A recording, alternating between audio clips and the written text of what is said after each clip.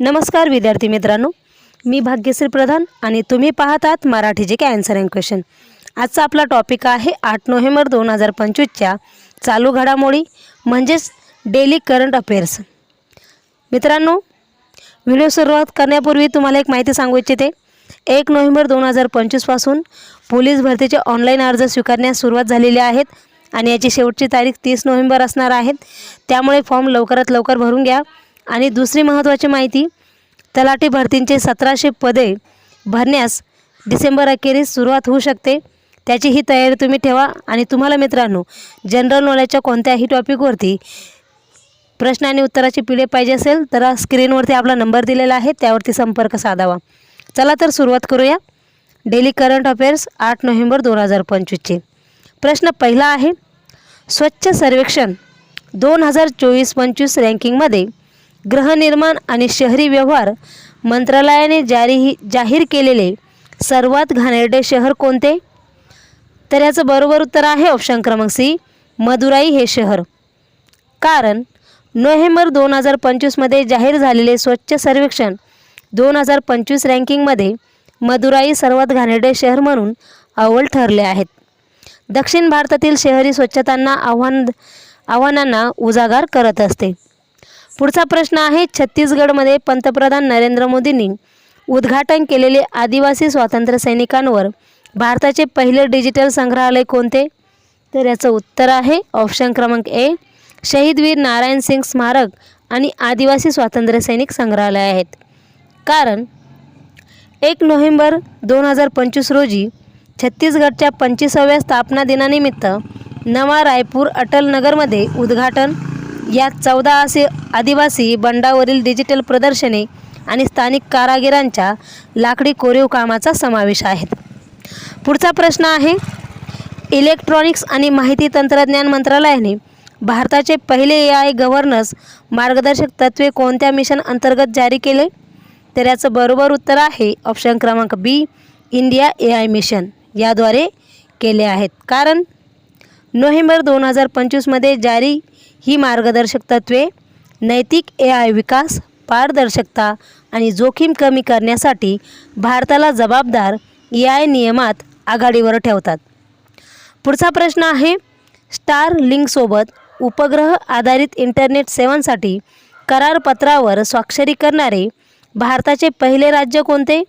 तर याचं उत्तर आहे ऑप्शन क्रमांक बी, महाराष्ट्र हे राज्य आहे। कारण 5 नोव्हेंबर 2025 रोजी ग्रामीण भाग आणि सरकारी संस्थांना हायस्पीड इंटरनेट देण्यासाठी हा करार केला गेला आहे। डिजिटल समावेशांकडे पाऊल उचललेलं आहे महाराष्ट्र या राज्याने। पुढचा प्रश्न आहे, उभरत्या तंत्रज्ञान आणि नवोन्मेष परिषद 2025 मध्ये पंतप्रधान मोदींनी सुरू केलेल्या RDI निधीचे मूल्य किती आहे? तर याचं उत्तर आहे ऑप्शन क्रमांक बी, रुपये 1 लाख कोटी। कारण हैदराबादमधील ESTIC 2025 मध्ये सुरू संशोधन, विकास आणि नवोन्मेष RDI निधी AI आणि बायोटेकसारख्या उगवत्या क्षेत्रात खाजगी नवोन्मेषाला चालना देतो। पुढचा प्रश्न आहे, भारतीय मानक ब्युरोचे नवे महासंचालक कोण म्हणून नियुक्ती झाले आहेत? तर याचं बरोबर उत्तर आहे ऑप्शन क्रमांक ए, संजय गर्ग यांची नियुक्ती झाली आहे। कारण ज्येष्ठ IAS अधिकारी संजय गर्ग 1994 बॅचचे केरळचे कॅडर आहेत। यांनी नोव्हेंबर 2025च्या सुरुवातीला पदभार स्वीकारला होता। उत्पादन आणि ग्राहक वस्तूंमध्ये मानकीकरणावर पण लक्ष केंद्रित केले होते, म्हणून भारतीय मानक ब्युरोचे नवे महासंचालक म्हणून संजय गर्ग यांची नियुक्ती झाली आहे। पुढचा प्रश्न आहे, QS आशिया विद्यापीठ रँकिंग 2026 मध्ये सर्वोच्च भारतीय संस्थान कोणते? तर याचं बरोबर उत्तर आहे ऑप्शन क्रमांक बी, IIT दिल्ली ही संस्था। कारण नोव्हेंबर 2025 मध्ये जाहीर QS आशिया 2026 रँकिंगमध्ये IIT दिल्लीने 59वे स्थान भारताच्या 294 विद्यापीठांसह जागतिक पातळीवर सर्वाधिक प्रतिनिधित्व केले आहेत। पुढचा प्रश्न आहे, अफगाणिस्तानमधील मजार ए शरीफजवळ आलेल्या भूकंपाची तीव्रता किती होती, ज्यात किमान 27 जण ठार झाले? तर याचं उत्तर आहे ऑप्शन क्रमांक बी 6.3 तीव्रता होती. कारण 4 नोव्हेंबर 2025 रोजी MW 6.3 भूकंपामुळे जवळपास 1000 जखमी, ऐतिहासिक ब्ल्यू मशीद नुकसान, उत्तर अफगाणिस्तानातील मानवीय आव्हाने वाढली आहेत. पुढचा प्रश्न आहे, सुदानमध्ये एल फाशेर ताब्यात घेतल्यानंतर अमेरिका समर्थित मानवीय युद्धविराम स्वीकारणारा अर्धसैनिक गट कोणता होता? तर याचं बरोबर उत्तर आहे ऑप्शन क्रमांक बी रॅपिड सपोर्ट फोर्सेस म्हणजे RSF. कारण 6 नोव्हेंबर 2025 रोजी RSFने दारफुलमधील दुष्काळादरम्यान युद्धविराम स्वीकारला, जिथे 2.4 कोटीहून अधिक लोक तीव्र उपासमारीला तोंड देत आहेत. सुदानी सैन्याने प्रतिसाद दिला नाही, म्हणून रॅपिड सपोर्ट फोर्सेस RSF सुदानमधील एल फाशेर ताब्यात घेतल्यानंतर अमेरिका समर्थित मानवी युद्धविराम स्वीकारणारा अर्धसैनिक गट आहेत. पुढचा प्रश्न आहे, हवामान बदलावरील संयुक्त राष्ट्र पक्षकार परिषदेचे 30वे सत्र 2025 मध्ये कोठे होणार आहे? तर याचं उत्तर आहे ऑप्शन क्रमांक बी बेलेम, ब्राझील येथे होणार आहेत. कारण 10 ते 21 नोव्हेंबर दरम्यान 2025 रोजी ॲमेझॉन प्रवेशद्वार शहरात COP13 हवामान कारवाई, जैवविविधता आणि समान जागतिक वचनबद्धतांवर केंद्रित केले गेले आहेत. पुढचा प्रश्न आहे, दक्षिण कोरियातील उल्हासनमध्ये 60 मीटर टॉवर कोसळण्याचे कारण काय होते, ज्यात किमान 1 जण ठार आहे? तर याचं उत्तर आहे ऑप्शन क्रमांक बी थर्मल पॉवर प्लांटमधील विध्वंस काम. कारण 7 नोव्हेंबर 2025 रोजी बंद झालेल्या प्लांटमधील घटना, मलब्याखाली 6 जण अडकले. औद्योगिक विद्यार्थ्यांसाठी सुरक्षा पुनरावलोकन केली गेली आहेत. पुढचा प्रश्न आहे, पुढील वर्षापासून विदेशी विद्यार्थी प्रवेश 25 ते 32% कमी करण्यासाठी योजना कोणत्या देशाची, ज्यात भारतीयही समाविष्ट आहेत? तर याचं उत्तर आहे ऑप्शन क्रमांक बी कॅनडा हा देश आहेत. कारण नोव्हेंबर 2025 मध्ये त्याच्या सर्वात मोठ्या स्थलांतर सुधारणेअंतर्गत कपात जाहीर, तर शीर्ष संशोधक आणि अमेरिकन H-1B हिस्सा धारकांसाठी मार्ग तयार केले गेले आहेत. पुढचा प्रश्न आहे, 2025 ICC महिला क्रिकेट विश्वचषक फायनलमध्ये दक्षिण आफ्रिकेला हरवून कोणत्या संघाने जिंकले आहेत? तर याचं बरोबर उत्तर आहे ऑप्शन क्रमांक सी भारत या संघाने जिंकला आहेत. कारण 2 नोव्हेंबर 2025 रोजी भारताच्या महिला संघाने पहिले विजेतेपद मिळवले. देशात महिला क्रीडांसाठी समर्थनात सांस्कृतिक बदल झालेत. पुढचा प्रश्न आहे, पुणेरी पलटणला हरवून प्रो कबड्डी लीग KPL 2025चे विजेतेपद कोणत्या संघाने मिळवले? तर याचं बरोबर उत्तर आहे ऑप्शन क्रमांक बी दबंग दिल्ली KC या संघाने मिळवले.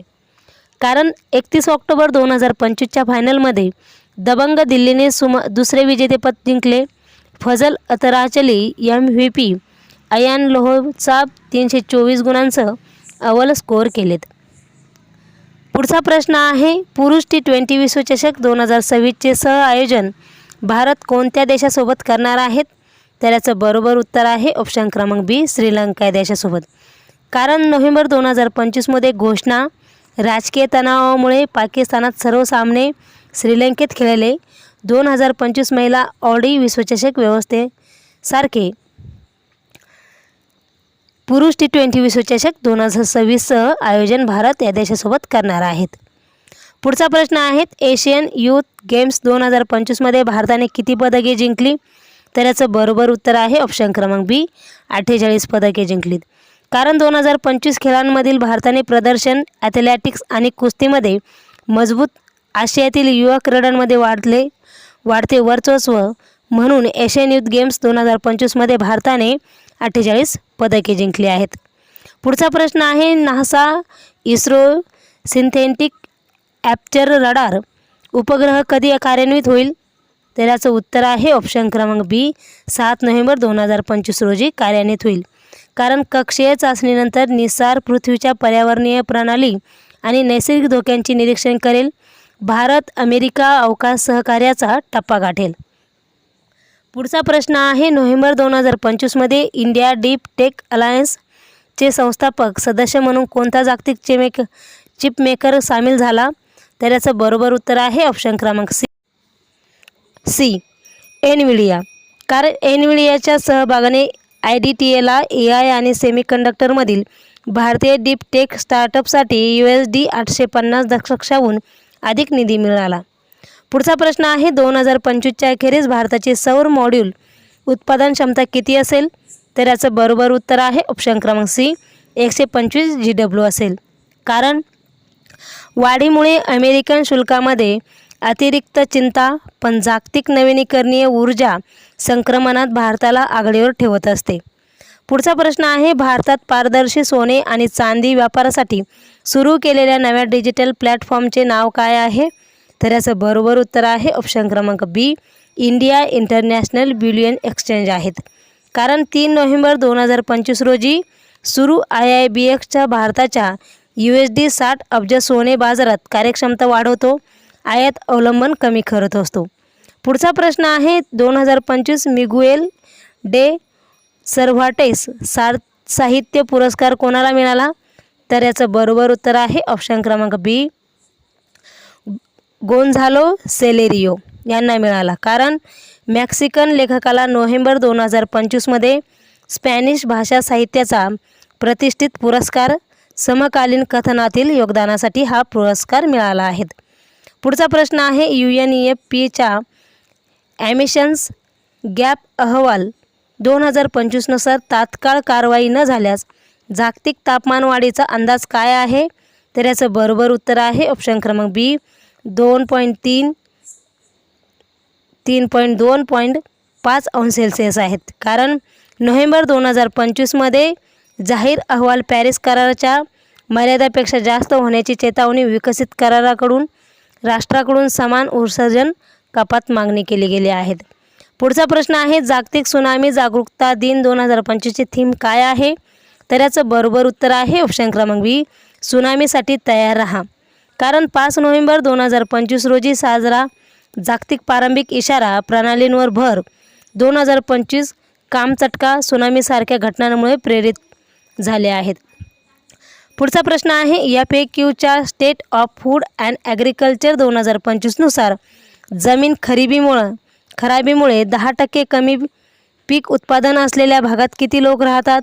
तर याचं बरोबर उत्तर आहे ऑप्शन क्रमांक बी 1.7 अब्ज लोक राहत असतात. कारण अहवाल आशियाची असुरक्षा उजागर करतो. माती खराबीमुळे अन्न सुरक्षा प्रभावित 4.7 कोटी मुले स्टंटिंगला सामोरे जातात. पुढचा आणि शेवटचा प्रश्न आहे, जवाहरलाल नेहरू विद्यापीठ विद्यार्थी संघ निवडणुकीत मध्यवर्ती पॅनलचे सर्व 4 पद कोणत्या राजकीय आघाडीने कायम ठेवले आहे? तर याचं बरोबर उत्तर आहे ऑप्शन क्रमांक सी लेफ्ट युनिट यांनी. कारण 6 नोव्हेंबर 2025 रोजी लेफ्ट युनिटने JNUSU निवडणुकांमध्ये पूर्ण विजय मिळवला. कॅम्पस राजकारण आणि समावेशतेवर चर्चेदरम्यान वर्चस्व कायम ठेवले आहेत. मित्रांनो, हे होते 8 नोव्हेंबर 2025च्या चालू घडामोडी. असे जनरल नॉलेजचे नवीन व्हिडिओ पाहण्यासाठी आपल्या चॅनलला लाईक, शेअर आणि सबस्क्राईब नक्की करा. इथेच थांबूया. धन्यवाद.